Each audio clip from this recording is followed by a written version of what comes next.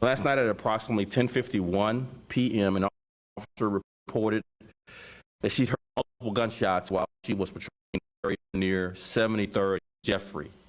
She drove to 72nd Place and saw a person lying in the middle of the street. When the officer attempted to exit her vehicle, she felt in her leg, immediately became aware she had been shot. She sat back down in her squad car and was able to drive herself to a local hospital.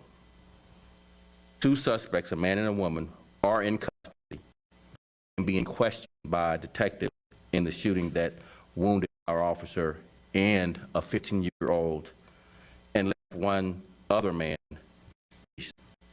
The suspects surrendered to our SWAT without incident around 8 a.m. Early this morning today.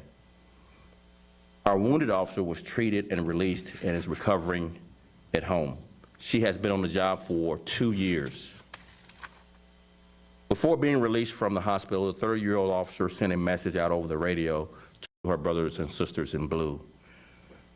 She stated, "I just want to say thank you to everyone who responded. I will be back soon. Have a good night and you all be safe." End quote. I personally visited the officer at the hospital early this morning, along with visiting with her family, her mom, and her family members. The 12th Chicago police officer to be shot by gunfire this year. The 12th. A total of 46 Chicago police officers have been shot at or shot so far this year, 2021. Those are astounding numbers and illustrate the dangers our officers face day to day, but also illustrates the bravery, courage, commitment, and dedication to serve and protect the people of Chicago. Now I'll turn it over to Detective to go over more last night's events.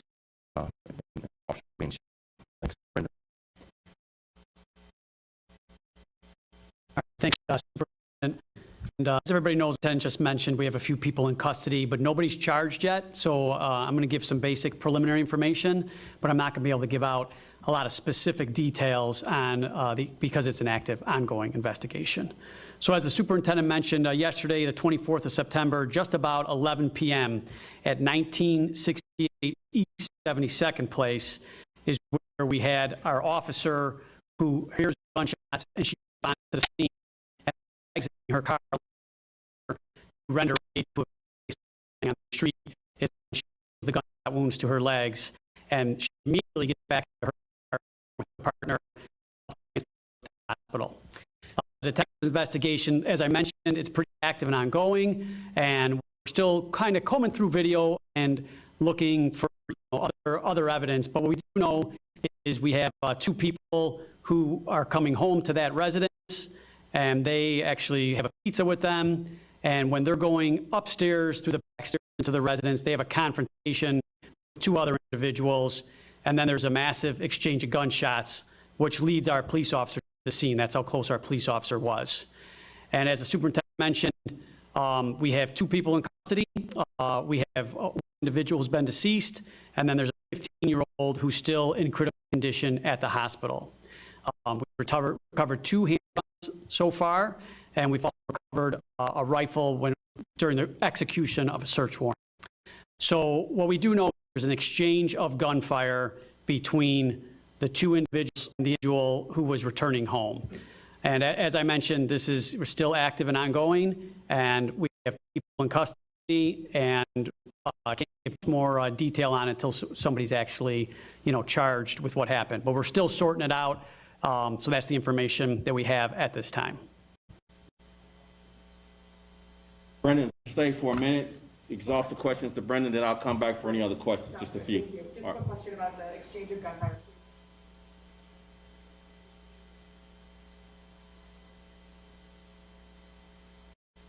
So the two people with the pizza, they actually pull up to the residence. They exit and they're going up to the residence. There's the two younger individuals, 15 and 18-year-old, they have a conversation with. The 25 guys with the one with the pizza. him and the woman are with the, they're going to the residence, and they see a couple people, what are you doing here? And then that's when there's an exchange, and then there's an exchange of gunfire between all three of those individuals, excluding the female. Were the people that,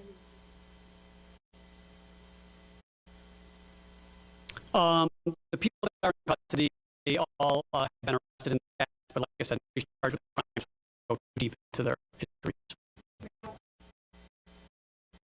We have a good idea at this time, but we still have to go through all the evidence, and I'm not, at this time, I can't say exactly who did it, so I don't want to go down that road until we actually charge somebody and explain a little bit further. it was one of those four? Correct. Brandon, I just 1960 East 72nd Place. It's 70th Place, Joffrey, right on the corner. That's just 60. It's just the address.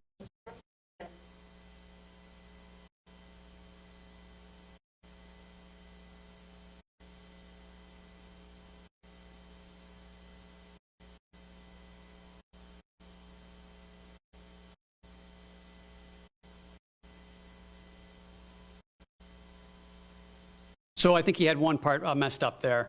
It's the 15-year-old and 18-year-old are together, and the 15-year-old and the 18-year-old are the people who actually suffered gunshot wounds. The 18-year-old is deceased, and the 15-year-old suffered gunshot wounds. 25-year-old is in custody currently at the area. We do, but I'm not willing to release that. We're still making notifications, and family, has to be notified. The medical examiner will do that when see fit. and the 15-year-old. Correct. Not at this time. Excuse me? Where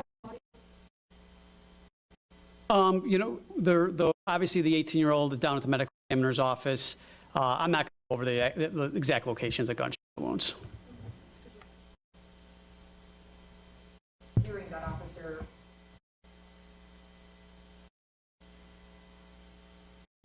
Ella, mention all the things you guys just, you did. I'm sure, Quite emotional. yeah, so, We're still grieving. yeah. I know where you're going with the question. That's why I always try to convey how brave and courageous it is to be responding to a shots fired call, hear gunshots, and run toward the guns where most people would run away and avoid being anywhere near gunshots, where our officers consistently respond to these calls, even given the circumstances of our grief after losing Ella French. Continue to recover illegally possessed guns. We're over 9,000 illegally possessed guns recovered so far this year, which is on record pace, most guns ever recovered in Chicago police history. In addition, our detectives, who are all continuing to respond, these detectives worked overnight throughout the night to early this morning, and they cleared more homicides than we have in over a decade so far this year. So it's just extraordinary police work, and we just want to continue to acknowledge the hard work, the commitment it takes to these circumstances as police officers during the most difficult time to be up in this country. Arguably, it's just really just very difficult, but Chicago should be proud of their police department. Yes.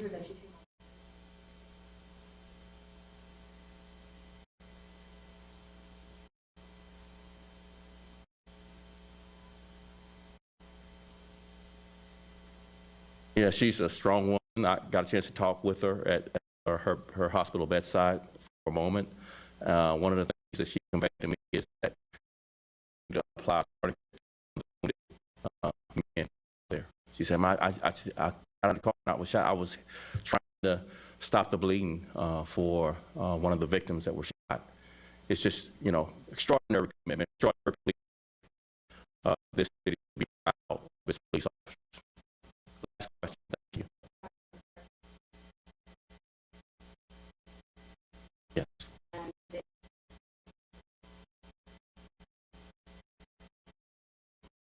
We did.